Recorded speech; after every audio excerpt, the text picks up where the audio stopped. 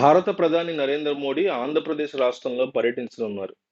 ఈ నెల 29న విశాఖ నగరంలో ప్రధాని మోడీ యొక్క పర్యటన ఆ మధ్య ఖరారైంది.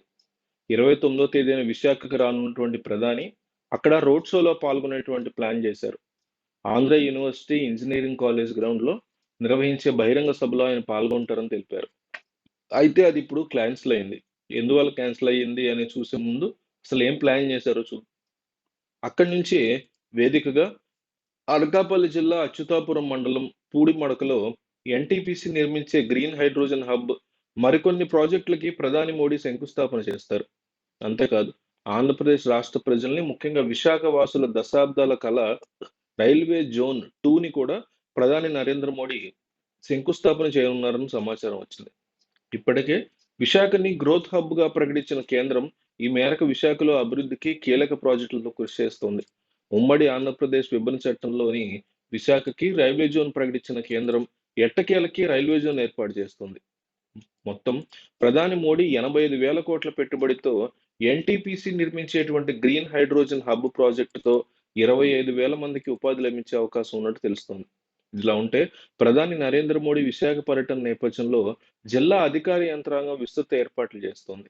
ఈ నెల 29వ తేదీన దేశ ప్రధానమంత్రి నరేంద్ర మోడీ విశాఖ పర్యటనకు వస్తున్న నేపథ్యంలో జిల్లా కలెక్టర్ హరేంద్ర ప్రసాద్ ప్రత్యేక సమావేశం నిర్వహించారు. స్థానిక ప్రజాప్రతినిధులు, వివిధ విభాగాల ఉన్నతాధికారులతో కలిసి కలెక్టరేట్ మీటింగ్ హాల్లో ఒక మీటింగ్‌ని ఏర్పాటు చేశారు. ఏయూ ఇంజినీరింగ్ కళాశాలలో బహిరంగ సభ, అంతకుముందు జరిగే రోడ్ షో నిర్వహణ మీద భద్రతాపరమైన అంశాలను చర్చించారు. ప్రధానమంత్రితో పాటు రాష్ట్ర గవర్నర్ అబ్దుల్ నజీర్, రాష్ట్ర ముఖ్యమంత్రి నారా చంద్రబాబు నాయుడు, ఉప ముఖ్యమంత్రి కొణిదెల పవన్ కళ్యాణ్‌లు హాజరవుతున్నారు. ఈ సందర్భంగా వివిధ ప్రాజెక్టుల శంకుస్థాపన పనులు, ప్రారంభోత్సవాలు చేయనున్నట్లుగా జిల్లా కలెక్టర్ తెలిపారు. బహిరంగ సభకి ప్రధాని సాయంత్రం 4:40కి చేరుకోవాల్సి ఉంది. అయితే ఇదంతా కూడా ఒక్కసారిగా క్యాన్సిల్ అయినట్టుగా తెలుస్తోంది. ఆంధ్రప్రదేశ్‌కి ఉన్నటువంటి తుఫాను గండాన్ని దీనికి కారణంగా చెప్తున్నారు. దక్షిణ బంగాళాఖాతంలో ఏర్పడిన తీవ్ర అల్పపీడనం వాయుగుండంగా మారి సైక్లోన్‌గా మారుతోంది. ప్రస్తుతం ఇది పుదుచ్చేరికి 980 కిలోమీటర్ల దూరంలో, చెన్నైకి 1,050 కిలోమీటర్ల దూరంలో కేంద్రీకృతమై ఉంది. రాగల 24 గంటల్లో వాయుగుండం మరింత బలపడి తీవ్ర వాయుగుండంగా మారే పరిస్థితి ఉంది. దీని ప్రభావం రానున్న 2 రోజులు ఉత్తర, దక్షిణ కోస్తాలో తేలికపాటి నుంచి మోస్తరు వర్షాలు కురిసే అవకాశం కనిపిస్తుంది. ఆ తర్వాత 2 రోజుల్లో వాయువ్య దిశగా తమిళనాడు, శ్రీలంక తీరాల వైపు వాయుగుండం వెళ్తుంది. దాంతో 26-28 వరకు దక్షిణ కోస్తా, రాయలసీమలో వర్షాలుంటాయి.